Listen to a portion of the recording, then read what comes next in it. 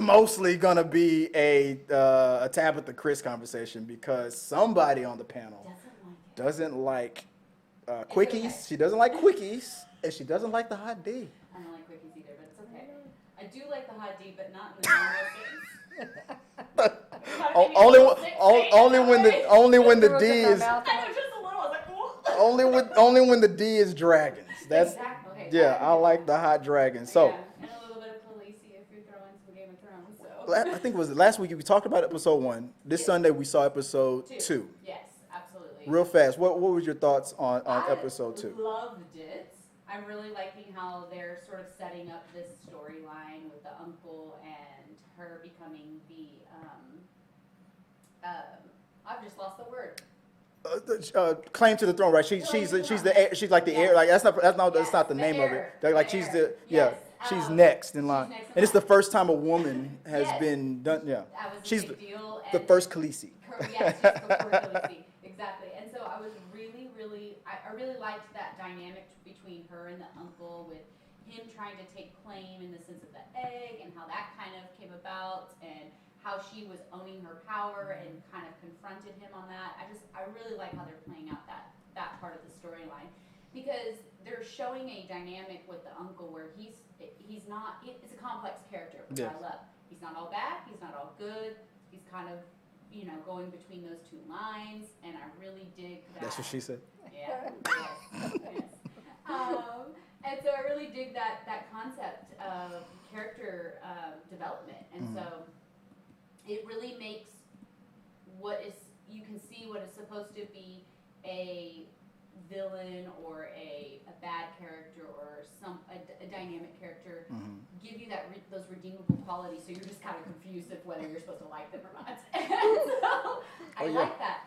And then the Hand, who you can see him He's playing the game. He's playing. He's got his own agenda, and you get to see him trying to push his daughter towards the king and developing that relationship. And you can also see where he does have some qualities where he's got the concern of the kingdom, and he's got the concern of the king and how that storyline is developing. So it's very complex, and I'm really digging it, and you get to kind of break it down and really analyze the situation. So I enjoyed that aspect of it, but it was a really good episode in that sense. Yeah, I'm loving all of that, and how it's only episode 2, but from where I was with episode 2 of Game of Thrones, I wasn't maybe it's because this show is benefiting from how Game of Thrones ended and the establishment of it. Yeah. But in comparison, let's say for example, if Game of Thrones and Hot D came out and then somebody in the chat room was like, I love the Hot D. I'm Nixon B. I'm here for this. Yes. Nixon B is like Thirsty Thursdays. Yes. Thirsty Thursdays. I should probably have your Stay thirsty, man. yeah. I'll put your comments up now, guys. So yeah, if feel free. Yeah, we're watching the comment section and everything. So if you're here watching us live, hit the like button, and if your super chats will definitely get read on the show, right? By the way, but if for example, if House of Dragons and Game of Thrones were playing at the exact same time, for example, I would say that where we are by episode 2, I love where House of Dragons is versus, because it took a little while for it to kind of pick up. Well, okay, did you read the books? Not even a little bit. So I tried to read them. I'm going to be honest about it. I tried to step into it and read the books because my father is a huge book original lover of that storyline, and so I tried to, and there's so much information in Game of Thrones that you have to develop, and there's so much information you have to take in, and That's it's what she said. overwhelming. She did say it is overwhelming. I could just keep going. Yes, I know. She is all about that's what she says today.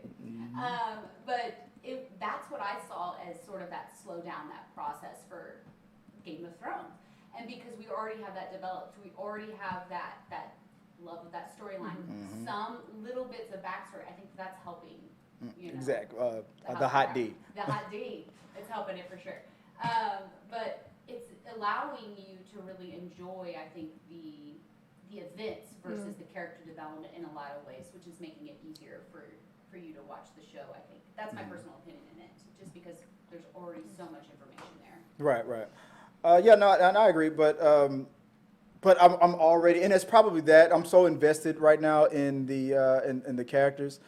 The brother, uncle, the brother, uncle, yeah, the brother and the two brothers, that their dynamic. So hick, though, when you I know, said it's it, Yeah. brother, I'm uncle. like, The brother, uncle. Did we switch to Claude? Yeah, Uncle Daddy? my uncle daddy, Uncle yeah, Daddy? yeah, My brother, uncle. my brother, uncle. Man, we went real south on this one.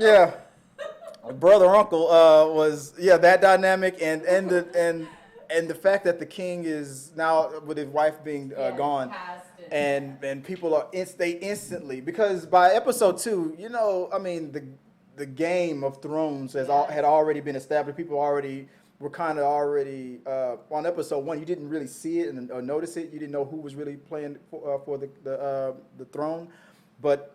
And then by the end of the season, then really know who all the players really are moving forward. But right now, it's like episode 2. We know who the players are. Like in episode 1, it was like, okay, he or she is loyal.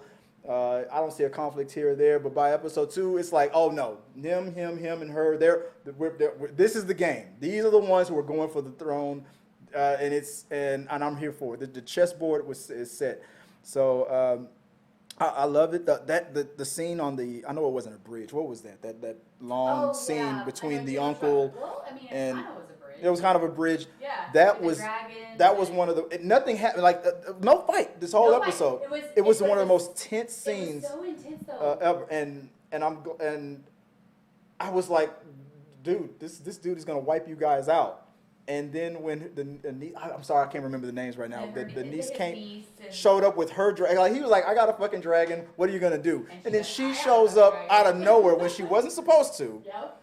I was instant, and I love that moment Yes. when she told when her father found out, and he's like, you could have been killed. I just lost your mother. I just lost your little So brother. You could have been proud. killed. And then he was mad and proud. Those Same time. we don't tell our kids that. Sometimes we do. We don't always tell our kids that moment where they say something to do something you're not supposed to laugh at, or you're not supposed to encourage. Parent about that. I'm so mad. You tell them I'm so mad and I proud. have to walk away and laugh, or I have Right. to admit that there's a situation. I'm like, you're not supposed to do this, but it's really freaking Yeah. funny. And I can't remember what she said after he told her, like, you could have been killed. I'm mad at you.